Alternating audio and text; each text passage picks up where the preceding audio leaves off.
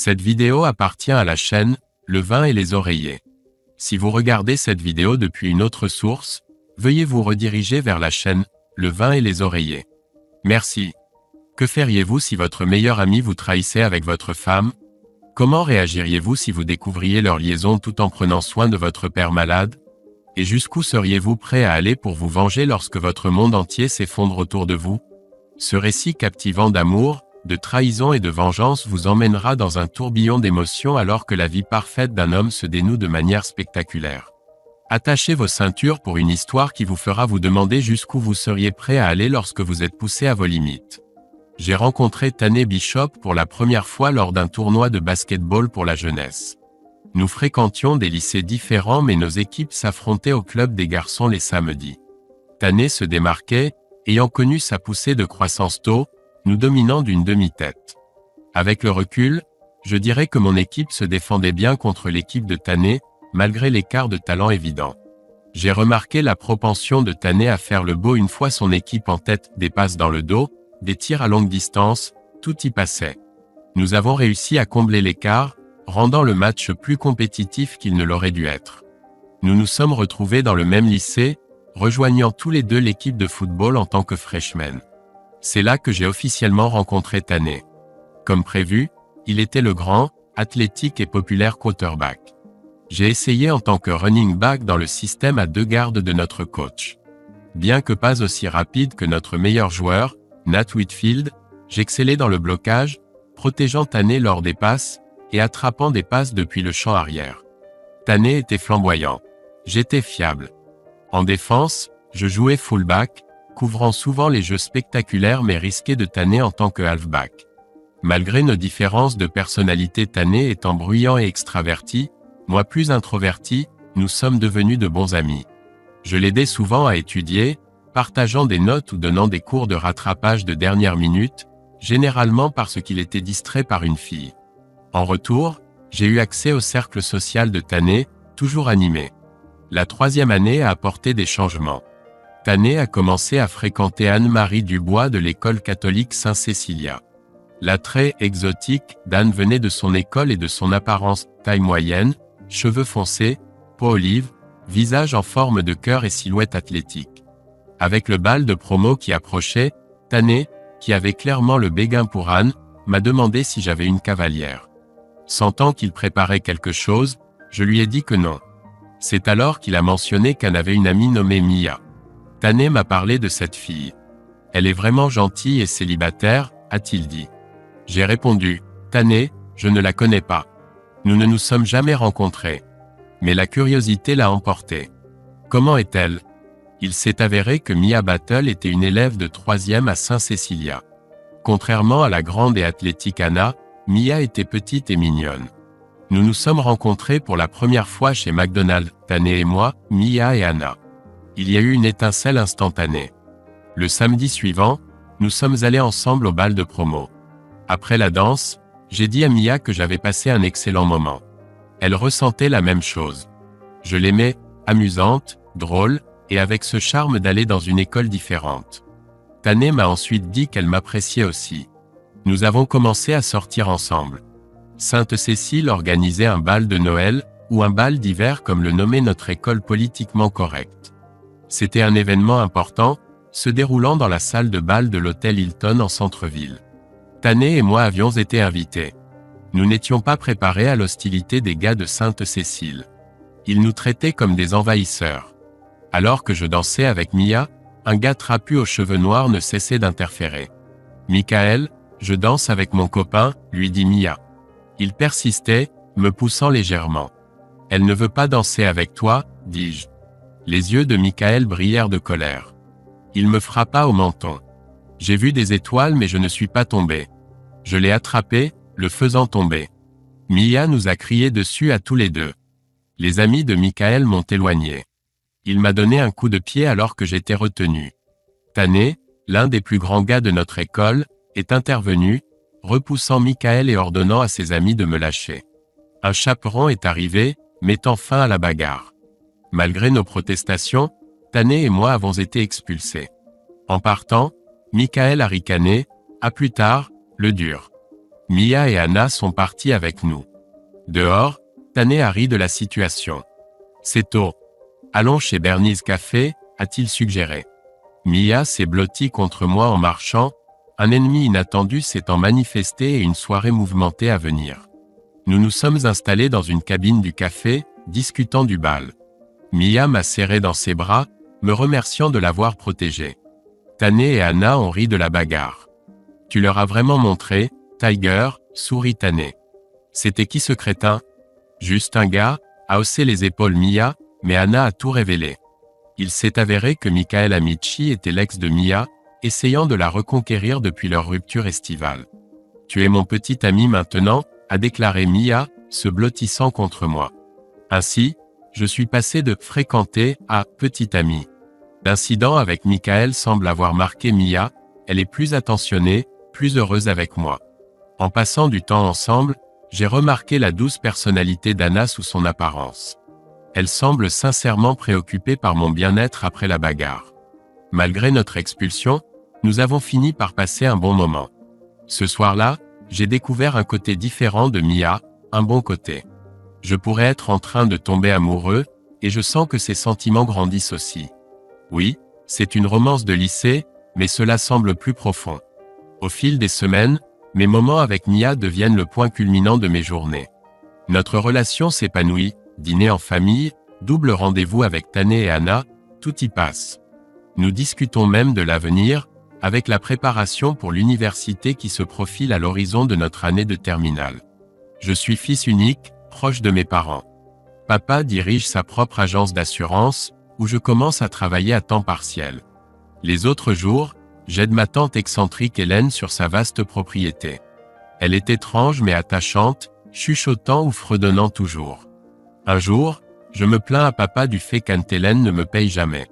Il répond de façon énigmatique, « Ne t'inquiète pas, tu seras payé. » Entre le travail, le football et Mia, mon été est bien rempli. J'essaie de la voir tous les soirs, mais c'est généralement quelques fois par semaine. Notre relation évolue, et j'apprécie chaque moment. Avec du recul, Mia et moi étions bien ensemble, mais nous n'avancions pas. Avant le début de la saison de football, ma famille a fait notre voyage annuel de 2 semaines en Californie. Cette fois, j'étais moins enthousiaste. Mia me manquait. Dès notre retour, les entraînements de football ont commencé. En conduisant avec Tané, j'ai réalisé que nous avions à peine passé du temps ensemble tout l'été. « Comment va Anna ?» ai-je demandé. « Elle va bien ?» a répondu Tané avec désinvolture. Choqué, j'ai bombardé de questions. « Quoi? Quand est-ce que cela s'est passé? Pourquoi ne m'as-tu pas dit ?» Tané a ri, tranquille, Max. Nous sommes des terminales maintenant. Je ne voulais pas être attaché. Mais Tané, ai-je protesté, Anna est belle et gentille. Vous êtes parfaits ensemble. Waouh, on dirait que Max a le béguin pour Anna, a taquiné Tané. Ce n'est pas ça, me suis-je défendu. Je pensais juste que vous étiez faits l'un pour l'autre. Max, nous sommes au lycée, a expliqué Tané. Ces relations ne durent pas. Il y a plein de filles là-bas. Peut-être dans 10 ans, mais pas maintenant. J'ai réfléchi à ces paroles, pensant aux conquêtes de Tané, à Mia, à notre avenir et à la belle Anna. Samedi soir, j'ai récupéré Mia après sa première semaine de football.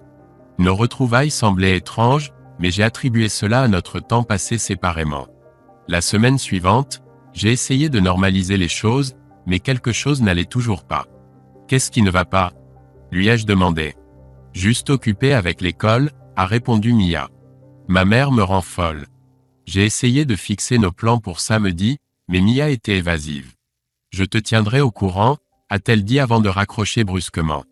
Samedi matin, sans nouvelles de Mia, je me suis rendu chez elle. Madame Battle a répondu, l'air perplexe. Max, Mia n'est pas à la maison, a-t-elle dit, une pointe de pitié dans son expression en refermant la porte. Mia et moi avions toujours bien communiqué, mais maintenant elle me fermait. Nous avions parlé d'harmoniser nos projets d'université, discutant même d'un avenir ensemble, carrière, maison, mariage, enfants. Clairement, quelque chose changeait. J'étais perdu, confus. En rentrant chez moi dans un état second, j'ai juré de ne pas l'appeler. Hors de question d'être ce type désespéré. J'attendrai son appel, analysant chaque signe et action. La dure réalité? Nous nous séparions, et elle ne pouvait même pas me le dire clairement.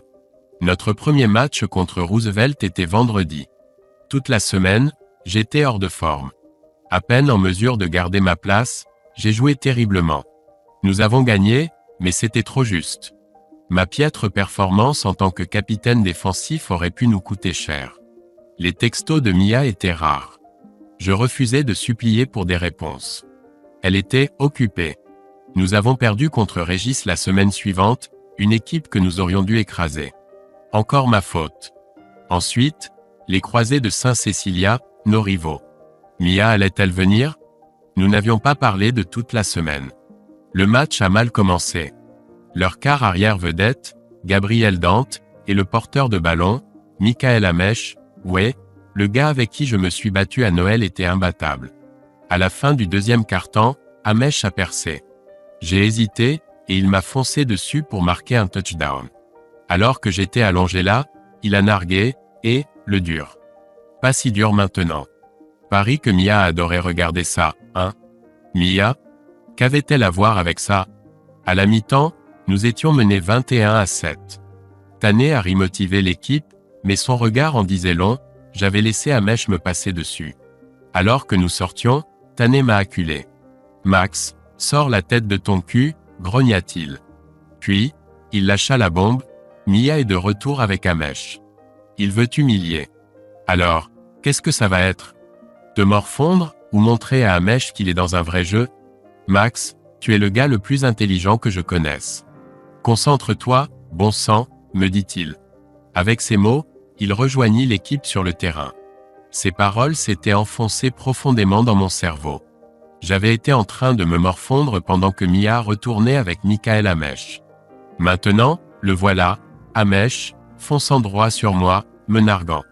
Et tout ce que j'avais fait, c'était me plaindre de moi-même.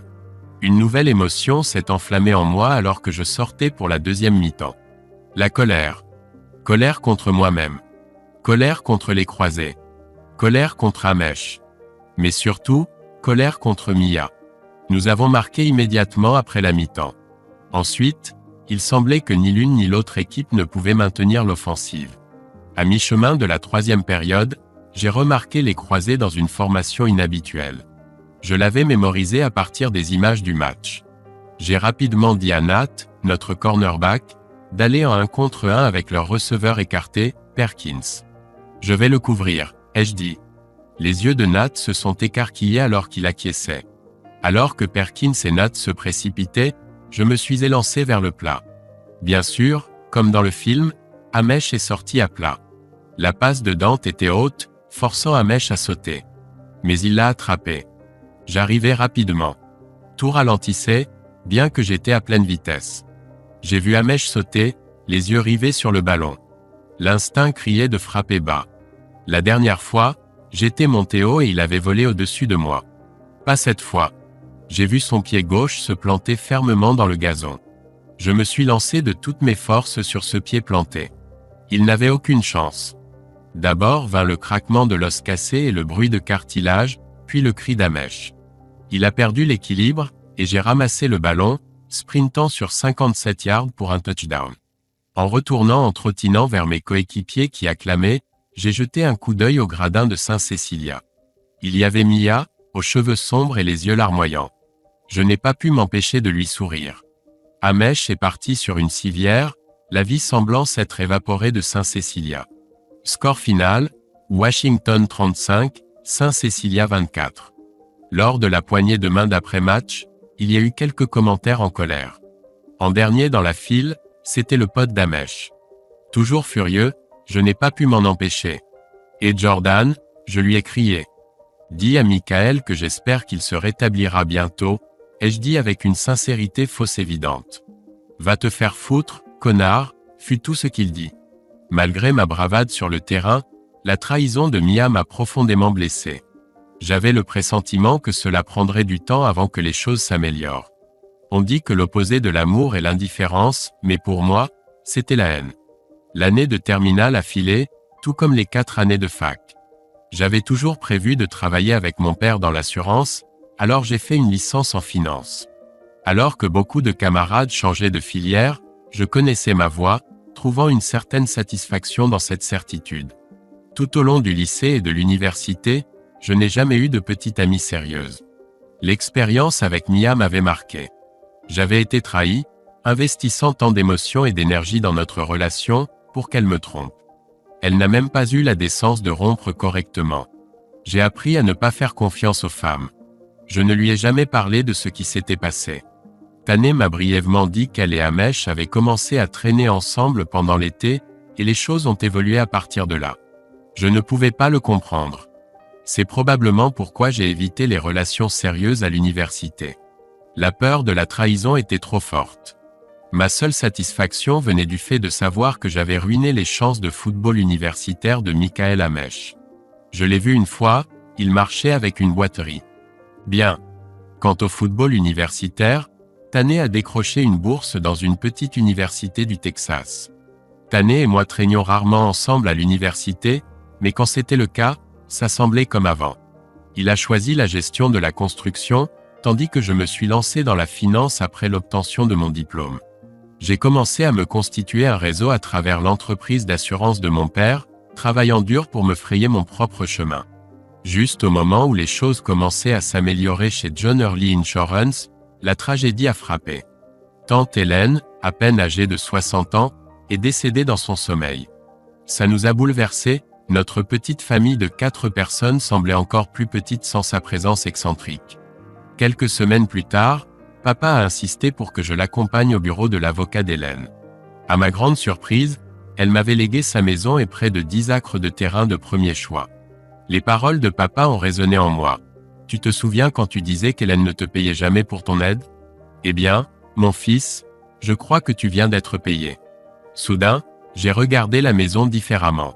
Elle était à moi maintenant, rideaux fleuris et tout. Entre le travail et ma nouvelle propriété, la vie est devenue bien remplie. À l'agence, j'ai remarqué que papa restait fidèle à ses vieilles habitudes alors que l'industrie changeait rapidement. Pour que l'entreprise prospère, nous avions besoin de mise à jour. La première impression était essentielle. Notre bureau criait les années 60 des stores beige à l'aménagement paysager démodé. J'ai fait appel à des architectes paysagistes pour une transformation. Étonnamment, l'un d'eux s'est avéré être Anne Dubois, l'amie de lycée de Mia. La voir m'a ramené des souvenirs, mais son étreinte chaleureuse m'a immédiatement mis à l'aise. Nous avons discuté, elle étudiait maintenant l'architecture paysagère et travaillait chez GL2 Architecture. J'ai brièvement mentionné mon travail avant de passer à la discussion sur les plans d'entrée de notre bureau. Anne semblait surprise par ce changement abrupt mais a pris des notes, promettant des croquis pour vendredi. C'était génial de te revoir, Max, a-t-elle souri chaleureusement. Je t'appellerai plus tard dans la semaine. Nous nous sommes brièvement serrés dans les bras avant qu'elle ne parte. Je n'ai pas pu m'empêcher de remarquer qu'Anne était encore plus belle qu'au lycée. Attention, je me suis rappelé, les souvenirs de Mia persistent toujours. Après avoir rejeté l'estimation d'un architecte et en avoir reporté une autre, j'espérais que le plan d'Anne s'inscrirait dans notre budget. Elle m'a appelé jeudi, suggérant un déjeuner au Bluebird. J'ai hésité, ayant l'impression que c'était un rendez-vous, mais j'ai accepté à 12h30. Ce soir-là, des émotions contradictoires ont surgi, de la colère persistante envers Mia, de l'espoir pour les designs d'Anne et une attirance perturbante. Au bistrot, Anne était magnifique. Nous avons discuté de ses projets, un design simple et un autre d'inspiration asiatique, légèrement au-dessus du budget. Pendant que nous mangions, la conversation a dévié vers des sujets personnels. Elle a manifesté de l'intérêt pour mes projets du week-end, et j'ai décrit mon travail dans le jardin. J'adorerais le voir, a-t-elle dit. Peut-être que je te surprendrai un jour. Samedi, je travaillais torse nu dans le jardin quand j'ai aperçu une voiture. À ma grande surprise, c'était Anna. J'ai rapidement attrapé ma chemise. Tu n'avais pas besoin de le faire, a-t-elle ri. J'appréciais la vue. Je suis resté là, essayant de déchiffrer son message. Dès que je l'ai vue, j'ai pensé « Waouh, elle met vraiment le paquet pour ce contrat d'aménagement paysager ». Mettant cela de côté, je lui ai fait une visite détaillée de la propriété. Son intérêt semblait sincère alors que je lui montrais les tâches et qu'elle offrait des suggestions pertinentes. « Sur quoi as-tu travaillé ?» a-t-elle demandé. Quand je lui ai dit, Elle s'est immédiatement proposée pour aider. J'ai apprécié, mais je ne pouvais m'empêcher de me demander quelles étaient ses motivations. Nous avons travaillé côte à côte pendant des heures dans une atmosphère étonnamment confortable. Je devais admettre que j'appréciais sa compagnie. En fin de journée, elle semblait réticente à partir, presque en attente d'une invitation. Je l'ai remerciée abondamment et je l'ai raccompagnée. Ce soir-là, mes pensées étaient envahies par Anna. Elle était belle et douce, mais son amitié passée avec Mia était un sérieux avertissement. Nous avons discuté de la proposition d'aménagement paysager cette semaine-là. J'ai mentionné aimer le thème asiatique, mais j'ai dit que c'était hors budget, laissant entendre d'autres options que nous n'avions pas réellement. À la fin de la semaine, elle est revenue avec des modifications mineures et un prix juste $2000 au-dessus du budget. Nous sommes parvenus à un accord, avec les travaux devant commencer dans 3 semaines. Nous devrions fêter ça, a-t-elle suggéré. J'ai décliné maladroitement, la laissant visiblement déçue. Ce week-end-là, Anna est réapparue avec un panier pique-nique, prête à travailler. En fin de journée, elle a préparé un mini-festin avec un pinot noir de l'Oregon. Nous avons passé une agréable soirée, découvrant que nous avions beaucoup en commun. J'ai commencé à penser que sa gentillesse pourrait être sincère, maintenant que sa société avait le contrat. Au cours des semaines suivantes, notre amitié a grandi. Elle venait au bureau ou m'aidait chez moi le week-end. Bien qu'une partie de moi en voulait plus, les souvenirs de la trahison de Mia me retenaient. Un vendredi soir, alors que je réfléchissais au dîner après ma course du soir, Anna a appelé. À travers le bruit de fond, j'ai entendu sa voix pâteuse demander « As-tu une petite amie ?» Avant que je puisse répondre, son amie Lindsay a pris le téléphone, expliquant qu'Anna était trop ivre pour conduire et demandant si je pouvais la récupérer chez Palantino's. Au restaurant chic, je les ai trouvés. Lindsay est rapidement partie, laissant Anna et moi seuls. Après quelques minutes, Anna a demandé « On peut aller chez toi ?» J'ai accepté, et nous sommes partis ensemble. Nous sommes arrivés à la maison, et j'ai évalué son apparence. Elle semblait toujours habitée par une vieille dame, car je n'avais pas eu le temps de changer l'intérieur. Anna n'avait pas l'air de s'en soucier. Légèrement pompette, elle m'a demandé si je l'aimais. Je lui ai assuré que oui. Elle a demandé si j'avais une petite amie, et j'ai dit que j'étais célibataire. Anna a avoué que les hommes avaient généralement un faible pour elle, mais qu'elle sentait que ce n'était pas le cas avec moi. J'ai expliqué mes insécurités issues de ma relation lycéenne avec Mia. La conversation s'est tournée vers Tané. Anna m'a mis en garde contre sa nature égocentrique, laissant entendre qu'elle préférait un autre type d'homme. Après une courte pause aux toilettes, nous avons fini par faire l'amour, entamant un nouveau chapitre dans notre relation. La vie semblait s'améliorer sur plusieurs fronts. L'entreprise prospérait, et je la modernisais avec précaution. Anna adorait travailler sur la maison, en particulier les espaces extérieurs. Elle me suppliait souvent de ne jamais vendre la propriété unique qu'elle transformait. Notre relation s'épanouissait, Anna me rassurant constamment sur son amour. Je savais que je devais appeler Tané pour lui parler d'Anna et moi. Malgré les années écoulées, je me sentais obligé de l'informer. Tané travaillait au Texas pour un promoteur immobilier mais évoquait la possibilité de revenir dans le Nord-Ouest Pacifique. Lorsque je l'ai appelé pour lui annoncer la nouvelle, Tané a d'abord été choqué mais m'a rapidement félicité. Son acceptation décontractée a dissipé mes inquiétudes. Il a même suggéré de nous rendre visite bientôt, laissant entendre que le Texas commençait à lui plaire. Au fil des mois, Anna et moi sommes devenus de plus en plus proches. Nous travaillons côte à côte, transformant la maison et le jardin. Avec l'acceptation de Tané et mes problèmes de confiance s'estompant, je me sentais prêt à franchir une nouvelle étape dans notre relation. Les assurances m'ont permis de rencontrer de nombreuses personnes et de réseauter constamment. C'est un avantage lorsque vous appréciez sincèrement vos clients. Une de ces personnes était Greg Boston, un entrepreneur légèrement plus âgé que moi. Nous nous sommes bien entendus après qu'il ait construit un atelier sur ma propriété, et il est devenu à la fois un client et un ami proche. La carrière de Greg est passée de petits travaux de rénovation à la construction de maisons. Il plaisantait souvent sur l'idée d'acheter mon terrain, ce que je refusais toujours.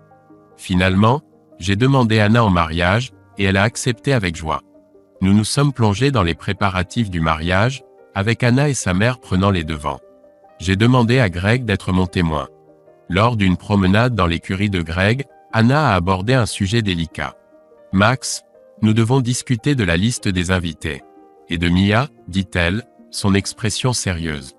Soulagé que ce ne soit pas quelque chose de pire, je l'ai écouté expliquer son besoin d'inviter Mia et son mari, Michael Ameki. Malgré mon aversion pour Mia, j'ai pris la haute route et j'ai accepté. Notre mariage était magnifique, se déroulant sur nos terrains méticuleusement aménagés. Parmi les invités notables se trouvait Tané, mon ami de lycée et l'ex d'Anna, qui a charmé tout le monde avec son style texan. J'ai également invité Greta Sankitz, une blonde éblouissante avec un léger accent européen. Enfin, j'ai dû affronter Mia et Michael. « Félicitations, mon pote », a dit Michael en me tendant la main. Je l'ai serré en répondant « Merci, Michael ». Lorsque Mia s'est approchée pour une étreinte, j'ai rapidement proposé une poignée de main à la place. Elle a hésité avant de me serrer la main. « Tu es magnifique, Mia », ai-je dit. Son expression confuse trahissait son incrédulité quant à ma sincérité. Elle a ouvert la bouche, a regardé autour d'elle, puis est restée silencieuse. « Quel est ton domaine professionnel ?» me demanda Amesh. J'ai brièvement décrit mon agence d'assurance, puis j'ai regretté. Amesh s'est lancé dans un monologue de 15 minutes sur son travail chez Vinegras Properties. Je me suis souvenu de son amitié au lycée avec Jordan Vinegras, dont le père Sidney possédait la société tristement célèbre. « Passe-nous voir un de ces jours, » dit Amesh, en me tendant sa carte. « Peut-être que tu pourras nous faire économiser sur l'assurance. » J'ai acquiescé, sachant que je ne voulais rien avoir à faire avec lui ou les Vinegras. Notre réceptionniste, Yasmine Reynosa, était présente avec son mari Angel. Malgré ses tatouages et son apparence robuste, Angel était poli. « Où partez-vous en lune de miel ?» demanda-t-il. J'ai mentionné Hawaï et il écoutait attentivement. « Un jour, ma chérie, dit-il à Yasmine, je t'y emmènerai. » Sa sincérité m'a touché. Le mariage fut un succès. Nous avons passé notre lune de miel à Hawaï, puis sommes retournés à la vie normale de jeunes mariés. Anna et moi travaillions tous les deux à plein temps, entreprenant ensemble des rénovations de maisons. Elle était particulièrement motivée à transformer la vieille maison de tante Hélène. Un photographe nous a approchés pour présenter notre propriété dans le journal du dimanche. Anna s'est investie dans la préparation des jardins. L'article qui en a résulté mettait en valeur sa beauté photogénique et la citait abondamment. Elle semblait douée pour les médias. 1 an après notre mariage, Tané est revenu, se vantant de son succès au Texas. Il a fondé Texas Pacific, louant un luxueux bureau en centre-ville avec une secrétaire séduisante. Pour réussir, il faut avoir l'air réussi, m'a-t-il dit. J'étais partiellement d'accord, mais Tané frôlait l'empathie. Célibataire à nouveau après sa rupture avec Greta Sankitz, Tané est devenu un élément incontournable de nos vies. J'ai eu des moments de jalousie, mais dans l'ensemble, j'étais à l'aise avec Tané, Anna et moi ensemble. Je suis devenu l'agent d'assurance de Tané, gérant sa couverture personnelle et professionnelle. C'était un client exigeant, ayant toujours besoin de rappels pour les primes. Je me rendais souvent à son bureau pour récupérer les chèques afin de le maintenir assuré. Ce n'était pas mon travail, mais je le faisais pour lui. Un soir, autour d'un verre de vin, nous avons discuté de nos objectifs. J'ai dit, j'aime aider les gens à faire de bons choix financiers. Je ne deviendrai peut-être pas riche, mais j'apprécie de voir mes clients réussir.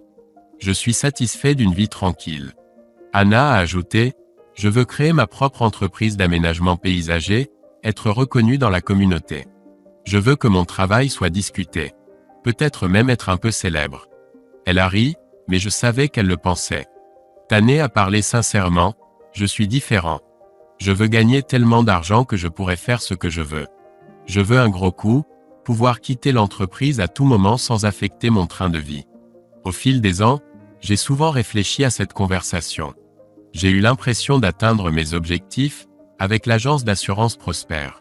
Anna a quitté GL2 et a lancé sa propre entreprise, utilisant notre remise transformée comme bureau. Elle a décroché des contrats directement depuis notre jardin. Tané semblait bien se débrouiller, toujours occupé par des projets. Mais je savais que sa trésorerie était fragile et qu'il était fortement endetté. Il était à la recherche de ce gros coup. Un soir de mai, il m'a appelé pour prendre un verre à Evergreen, un bar branché. Alors que nous nous installions, je pouvais dire qu'il était en mode vendeur à fond. « Max, J'ai peut-être l'affaire d'une vie, commença-t-il en se frottant les mains. C'est compliqué, mais garanti de rapporter. Je voulais te donner l'opportunité de participer. Je savais que Tané me considérait comme un ami, mais je savais aussi qu'il voulait quelque chose de moi. Tané m'a approché avec une opportunité excitante. Il avait une option sur un terrain de premier choix à Kauai, Hawaï. La propriété appartenait à la veuve de son ancien collègue, qui envisageait de vendre. Tané avait cultivé une relation avec elle, s'assurant ainsi d'avoir la priorité. Elle en demande 1 million, dit Tané, les yeux brillants. Ça vaut au moins le double, voire le triple. On pourrait construire et vendre une maison pour 5 millions sans problème. Il m'a montré des photos du terrain envahi par la végétation, la mer turquoise scintillant en arrière-plan. C'était indéniablement magnifique. Je peux réunir un demi-million, continua Tané. Si tu fais de même, on se partagera à 50 à 50. Je m'occuperai du marketing. On le revendra dans 12 à 18 mois, doublant ta mise. Son enthousiasme était contagieux, mais j'ai hésité. Tané, c'est beaucoup d'argent. J'aurais besoin d'un prêt conséquent. Il hocha vivement la tête, ajoutant plus de détails sur le potentiel de l'affaire. J'ai promis d'en discuter avec Anna et de lui donner une réponse. Ce soir-là, j'ai partagé l'opportunité avec Anna. Étonnamment, elle semblait plus intriguée que moi. Mais plus j'y réfléchissais, moins j'étais convaincu. Au matin, j'avais décidé de décliner. J'ai organisé un déjeuner avec Tané, me préparant à sa déception. Je n'étais pas prêt pour sa colère. « Tu es fou ?» s'écria-t-il. « Tu refuses de l'argent facile. » Quand j'ai exprimé mes inquiétudes concernant notre amitié, il a ricané. « Même Anna trouve que c'est une bonne affaire, lâcha-t-il. Ça m'a pris au dépourvu. »« Anna ? Tu lui en as parlé ?» Une pointe de jalousie que je croyais avoir surmontée a soudain refait surface. Tané a essayé d'expliquer son besoin des idées d'aménagement paysager d'Anna. Je me suis dit, nous devrons écouter Anna. En quittant la maison, l'enthousiasme s'était refroidi. Une petite fissure séparait désormais notre amitié. Les semaines ont passé. Anna a partagé ses conversations avec Tané sur le paysage tropical. Elle était impatiente de contribuer, malgré son manque d'expérience en design tropical. Elle comprenait ma décision de refuser mais voyait le potentiel d'investissement.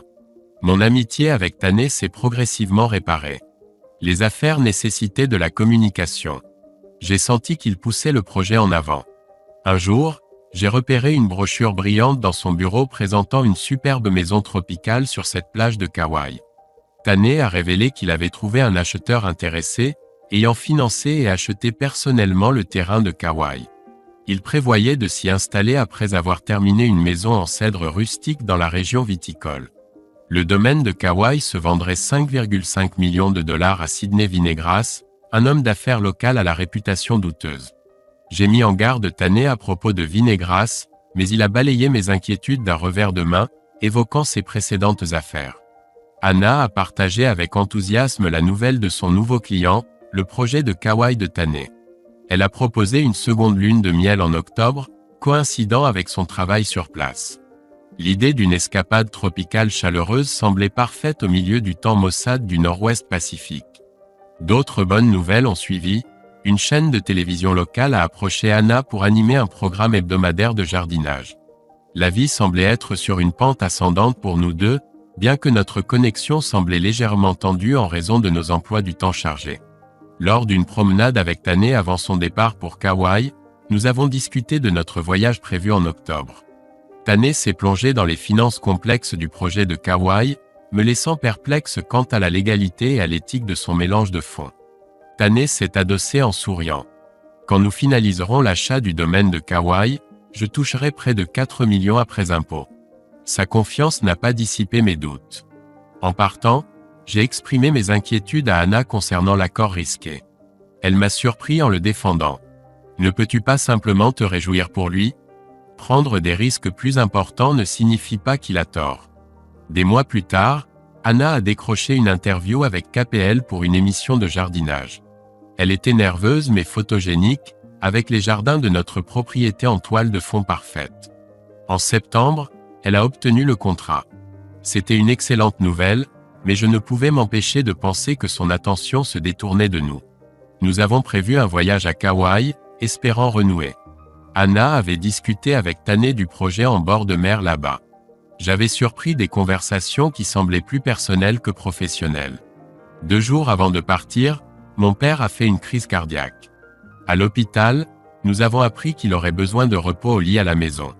Je devais rester, mais Anna devait toujours superviser l'aménagement paysager à Kauai. Nous avons décidé qu'elle devait y aller seule. À l'aéroport, consumé par l'inquiétude pour mon père, j'ai à peine prêté attention au départ d'Anna. Nous nous sommes dit au revoir, et j'ai promis d'appeler tous les jours. Alors qu'elle disparaissait dans la sécurité, je suis retourné au chevet de mon père, mon esprit déjà ailleurs. Samedi, mon père a été autorisé à sortir avec des consignes strictes de repos au lit. Une opération de pontage se profilait. Ma mère et moi étions de garde au chevet pendant 1 semaine. Dimanche matin, je suis arrivé à 5 heures du matin, donnant à ma mère une pause jusqu'à 9 heures. En rentrant chez moi, Tané a appelé de manière inattendue. Il a demandé des nouvelles de mon père, puis m'a demandé de passer par son chantier de construction dans le Wine Country. J'ai reporté, mentionnant son assurance en retard. Ouais, a-t-il dit, typique de Tané. La musique hawaïenne en arrière-plan a déclenché des souvenirs de lune de miel avec Anna. Je l'ai appelée, oubliant le décalage horaire. Bonjour, a-t-elle répondu d'une voix endormie. Nous avons discuté de mon père et de son voyage. J'aspirais à être là-bas, porte du balcon ouverte, bruit de l'océan, parfums tropicaux. Ma mère a interrompu. J'ai aidé mon père et fait les tâches ménagères, rêvant de Kauai. Puis j'ai réalisé la même musique hawaïenne de l'appel de Tané joué pendant celui d'Anna. La suspicion s'est installée. Pourquoi écoutaient-ils tous les deux de la musique hawaïenne tôt le dimanche matin? J'ai rappelé Anna, cherchant des informations. Tu as passé du temps avec Tané après le travail? Demandai-je d'un ton décontracté. Elle hésita. Pourquoi tu demandes ça? Alerte rouge. Juste par curiosité, dis-je, restant léger. Je l'ai vu sur le chantier, c'est tout, répondit-elle. La conversation restait légère, mais à l'intérieur, des cloches d'alarme retentissaient. J'avais des soupçons, mais pas de preuves solides. J'ai appelé Tané à propos du bonus, restant décontracté. Quand je le remerciais d'avoir veillé sur Anna, il dit « Je ne peux pas laisser la belle femme de mon pote sans surveillance la nuit. » Alerte rouge. L'histoire d'Anna ne collait pas. J'ai rencontré Yasmine et Angel Reynosa, leur faisant jurer de garder le secret. Je leur ai demandé d'enquêter sur Anna et Tané à Kauai, leur donnant des photos et des dépenses. Les paroles d'adieu d'Angel me hantaient. Si jamais tu as besoin d'un service, demande. Les appels quotidiens à Anna ne révélaient rien de suspect. Je me sentais idiot jusqu'au jeudi où Yasmine appela. Max, Angel a pris des photos que tu dois voir. Mon cœur s'est enfoncé en ouvrant les messages. 4 photos. Preuve indéniable de l'infidélité de ma femme. Je me suis assis sur un seau dans le garage, anéanti. Mon meilleur ami est ma femme. Après Mia, maintenant ça. Pire qu'avant. Alors que j'étais assis là, 2 choses se sont produites. La colère m'a consumé, et les vapeurs de peinture m'ont rendu étourdi. J'ai remarqué des chiffons huileux dans le coin, me rappelant leur nature combustible d'un cours d'assurance. J'ai commencé à les déplacer, puis j'ai fait une pause. Avec précaution, j'ai enfilé des gants et les ai empilés dans un seau en métal. J'ai versé plus de teinture à base d'huile dans le seau, plaçant un paquet de bardeaux de cèdre à proximité. Le chauffage s'est déclenché à côté des chiffons huileux. J'ai saisi le document de Tané et suis parti, sachant qu'aucun voisin n'était dans les environs du pays du vin. La combustion spontanée m'est venue à l'esprit, les chiffons huileux chauffant lentement jusqu'à l'inflammation. J'ai envoyé un SMS à Tané à propos du document et de son assurance expirée. La trahison d'Anna me rongeait. J'ai appelé Greg, un ami entrepreneur, pour le rencontrer en urgence. Pendant le dîner, j'ai proposé de vendre mon terrain avec des conditions, tout dégagé en 3 jours. Greg a hésité mais a accepté. Nous nous sommes serrés la main, laissant les questions pour un autre moment. Cette nuit-là, Tané a appelé. Je l'ai ignoré. Son message vocal paniqué m'a accueilli le matin. Les actualités ont rapporté un incendie dans le pays du vin, une maison détruite. Tané a rappelé, paniqué par la maison brûlée et l'argent. J'ai feint l'ignorance, promettant de vérifier au bureau. J'ai appelé Anna, agissant normalement malgré ses soupçons. D'autres photos accablantes sont arrivées d'Angel. Les appels de Tané ont persisté, mais notre amitié était terminée. Maintenant, je devais faire face à Anna. Les messages vocaux devenaient de plus en plus frénétiques. Anna devait rentrer lundi, dans seulement 2 jours. J'étais resté silencieux, ne voulant pas charger papa ou distraire maman. Les lourdes machines de Greg Boston avaient transformé le terrain, niveleuse, pelleteuse, tracteur préparant le terrain pour le développement. J'avais emballé nos affaires dans des capsules séparées. En conduisant jusqu'au terrain, cela semblait surréaliste. L'horizon familier avait disparu, pas de maison, pas de jardin. J'ai retrouvé Anna à l'aéroport, la serrant fort.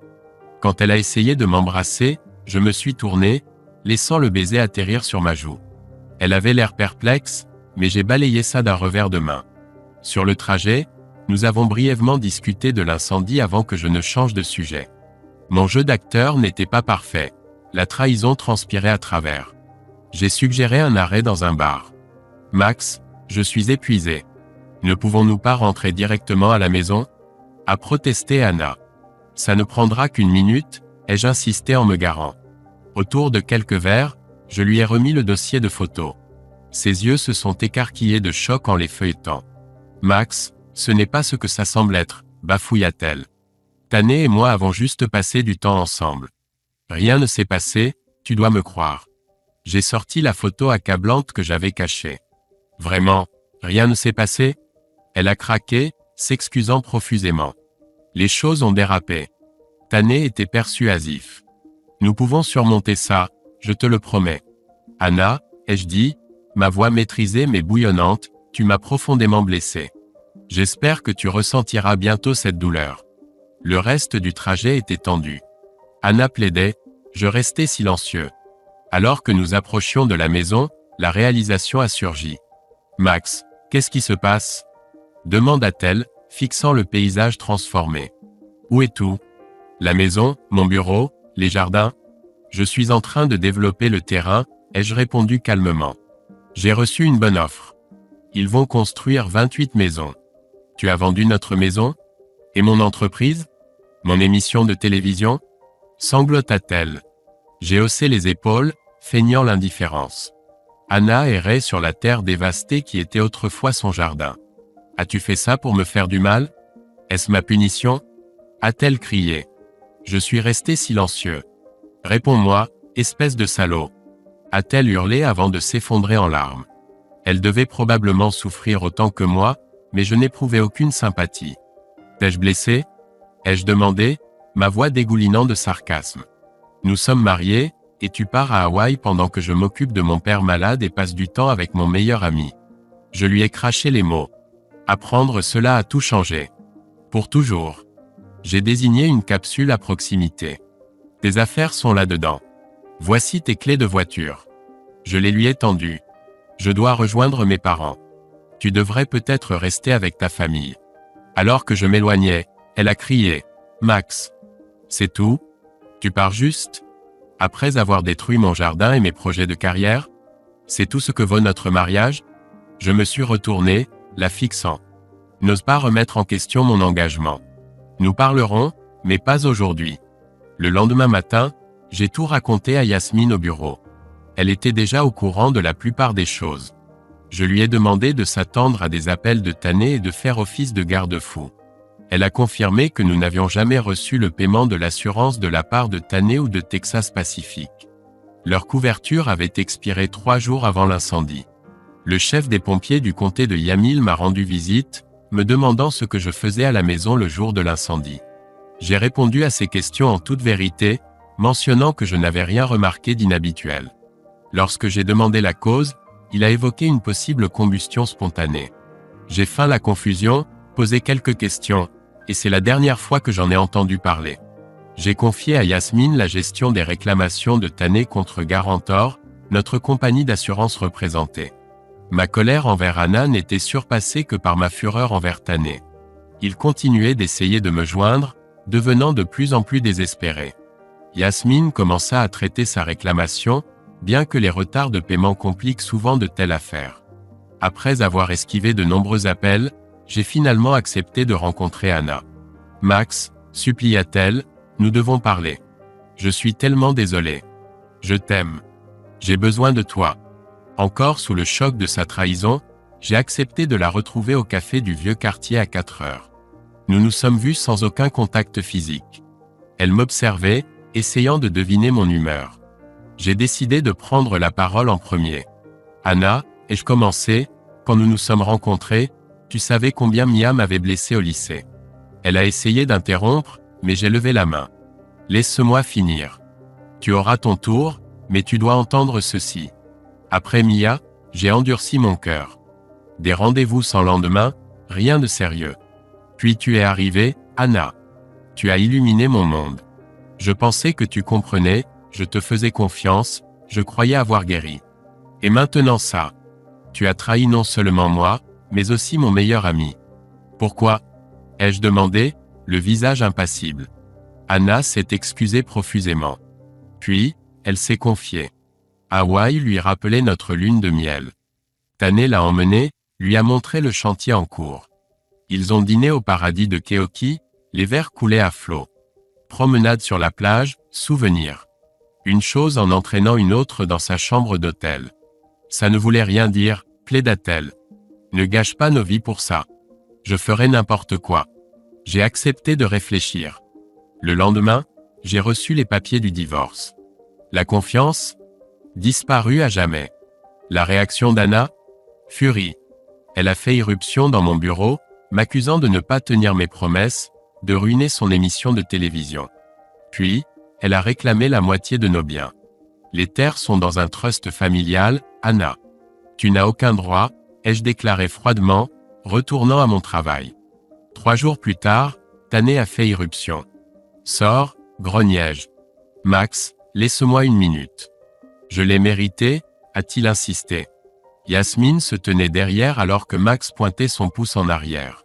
J'étais furieux, mais intrigué par ses problèmes financiers et la situation avec Anna. J'ai besoin que cette poursuite soit réglée, a-t-il plaidé, sa désespoir évident. Je suis à court de temps avec la propriété à Hawaï.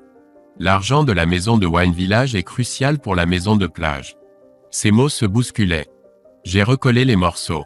Il avait hypothéqué Wine Village pour un terrain à Kauai, pris le dépôt de Vinegras pour la maison de campagne, puis hypothéqué Kauai pour les matériaux de la maison de plage. Maintenant, il devait une maison de bord de mer à Sydney Vinegras. D'abord, tu aurais dû payer ton assurance, au lieu de te pavaner à Hawaï, ai-je répliqué. Deuxièmement, je ne gère pas les réclamations. Troisièmement, tu ne seras pas remboursé, la police a été annulée. Enfin, sors. J'en ai fini avec toi. Max a tenté le charme. L'affaire avec Anna ? Rien. Elle t'aime. Je l'ai coupé, sors. Alors qu'il partait, j'ai réfléchi à son désordre. Une chose était claire, il avait froissé Sydney Vinegras. Mauvais choix. La vie a continué. Greg Boston a développé les terres de tante Hélène, papa s'est amélioré, et les avocats ont démêlé les finances de mon mariage. Émotionnellement, j'étais un naufrage. Seul, des pensées sombres de Tane et Anna me hantaient. J'ai cherché une thérapie, et lentement, la vie semblait moins sombre. Quelques semaines plus tard, après avoir pris un verre avec des amis, je me suis dirigé vers ma voiture. 2 hommes imposants traînaient à proximité, une Chrysler 300 noire garée à côté. Alors que je m'approchais, ils m'ont attrapé. Michael Amèche est apparu, M. Vinegras veut vous voir. J'ai lutté, il peut prendre rendez-vous. Amèche m'a asséné un coup de poing. Du sang coulait de ma lèvre alors qu'il ordonnait, mettez-le à l'arrière. La réalité m'a frappé, j'étais en train d'être kidnappé. Vinegras doit penser que je suis impliqué dans l'affaire de Tane. La peur m'a saisi alors que nous roulions vers un bâtiment abandonné en centre-ville. Traîné dans un sombre sous-sol, je savais que cela ne se terminerait pas bien. J'ai remarqué les fenêtres de secours condamnées, l'odeur de moisi et l'eau qui ruisselait le long des murs de pierre. Tane était assis sur une chaise en bois, l'air battu et désespéré, bien loin de sa confiance habituelle. Après le départ d'Amechi et d'un voyou, je me suis retrouvé attaché à une chaise avec du ruban adhésif, un seul garde silencieux restant. Amechi est revenu, annonçant le retard de Vinegras. En attendant, mon pote, nous avons des affaires inachevées, grogna-t-il, faisant référence à mes actions passées. Sans prévenir, il a déclenché une série de coups de poing sur mon visage. J'ai perdu des dents, probablement cassé mon nez et mes yeux se sont fermés enflés. Heureusement, son téléphone a sonné, interrompant l'agression. Alors qu'il partait, Tané a chuchoté avec urgence, « Max, Vinegras a besoin d'argent. Nous devons nous unir. Je peux trouver un demi-million. Peux-tu obtenir 1 million? Nous pouvons conclure un accord, mais nous devons rester solidaires. » Quelques instants plus tard, Vinegras est arrivé, vêtu impeccablement d'un costume noir sur mesure. Son apparence lupine était accentuée par ses cheveux plaqués en arrière. Il nous a tournés en rond, nous étudiant attentivement. Tané a immédiatement craqué, babillant sur l'argent de l'assurance et rejetant la faute. Vinegras, les mains derrière le dos, a parlé d'affaires honnêtes et des dangers de montrer de la faiblesse. Il a raconté l'affaire pour une maison hawaïenne, remettant en question l'échec de Tané et l'absence d'assurance. Alors que Tané s'excusait en bafouillant, Vinegras s'est tourné vers moi, suggérant que j'étais responsable des problèmes d'assurance. Sa colère a visiblement augmenté à chaque mot de Tané. Finalement, il a explosé, ordonnant à Amechi, « Débarrassez-vous de deux » avant de monter à l'étage.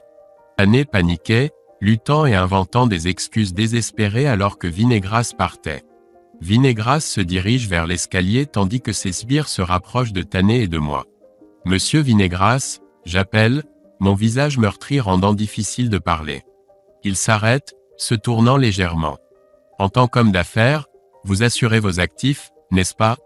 Votre agent d'assurance collecte-t-il les primes en personne ou les envoie-t-il par la poste? » Vinegras écoute en silence. « Et si un locataire ne paye pas son loyer à temps, est-ce de votre faute? » Il hoche la tête, semblant saisir mon poing. Je lui demande de desserrer une de mes mains. Lorsqu'il accepte, je sors mon iPhone. La prime était due le 15 octobre, j'explique, lui montrant mon écran. J'ai envoyé des rappels à Tané les 6, 8, 13, plus des emails les 9 et 11. 5 contacts en une semaine semble juste, n'est-ce pas? Vinegras considère cela, puis se tourne vers Amici. « Michael, emmène Monsieur Rano à sa voiture, ordonne-t-il. À moi, il prévient, pas un mot à quiconque à propos de cela. Je sais tout sur vous. Compris? J'acquiesce en silence, ne voulant pas passer ma vie à regarder par-dessus mon épaule. Alors que nous partons, les supplications désespérées de Tané résonnent derrière nous. Dans la voiture, Amici essaie de faire la conversation, mais je reste silencieux. En sortant, il me rappelle l'avertissement de Vinegras. Je lui fais un bref signe de tête, en pensant « Un jour, je me vengerai ». Des mois plus tard, je me prélassais près de ma nouvelle piscine, faisant partie de l'accord que j'avais conclu avec mon ami constructeur, Greg Boston. Le divorce a été difficile, mais mon avocat a empêché Anna d'obtenir l'héritage de tante Hélène. J'ai dû lui écrire un chèque, mais c'était bien moins que ce qu'elle voulait. J'entends dire qu'elle en garde toujours rancune. Mon esprit vagabondait vers notre relation, me remémorant la nuit où Anna, Tané et moi avions partagé nos rêves. Ironiquement, aucun de nous n'a réalisé ce qu'il voulait. La richesse de Tané ne s'est jamais concrétisée, et il était probablement mort. La renommée d'Anna est restée insaisissable. Mon rêve d'une vie tranquille avec mon entreprise et ma femme? Disparu. J'avais tort de penser que je ne deviendrais jamais riche. L'immobilier m'a fait devenir multimillionnaire. La paisible vie conjugale que je désirais autrefois, remplacée par le célibat que j'avais fini par accepter. Ma rêverie fut interrompue lorsque ma nouvelle petite amie émergea de la piscine, l'eau scintillant sur sa poitrine nue. « Max, peux-tu me mettre de la crème solaire ?» demanda la jeune Brittany. Je souris. Oui. La vie de célibataire n'était pas si mal après tout. Épilogue, le bal de bienfaisance pour enfants bourdonnait d'activités, une mer de robes élaborées. Ma compagne Kai était éblouissante dans une mini-jupe noire. De l'autre côté de la salle de bal, j'aperçus Sidney Vinegras avec une femme plus jeune. Je m'approchai, lui serrai la main. Il ne me reconnut pas tout de suite, la dernière fois que nous nous étions vus, j'étais dans un état lamentable. Son salut poli scella mon alibi. Je retournai rapidement vers Kai, luttant contre un frisson. Il fallait que je me lave les mains. Ailleurs cette nuit-là, Michael Amèche tituba hors d'un bar du centre-ville. Dans le garage inhabituellement sombre, il trouva un homme petit et basané près de sa voiture. « Chef, Dégage, marmonna Amesh. L'homme se leva, révélant deux autres silhouettes dans l'ombre. Le premier coup arriva comme un éclair. Amesh n'eut jamais une chance. Alors que le plus petit des hommes continuait son agression, un chuchotement perça la nuit. Angel Vamanos, il faut partir. Cette vidéo appartient à la chaîne, Le Vin et les Oreillers. Si vous regardez cette vidéo depuis une autre source, veuillez vous rediriger vers la chaîne, Le Vin et les Oreillers. Merci.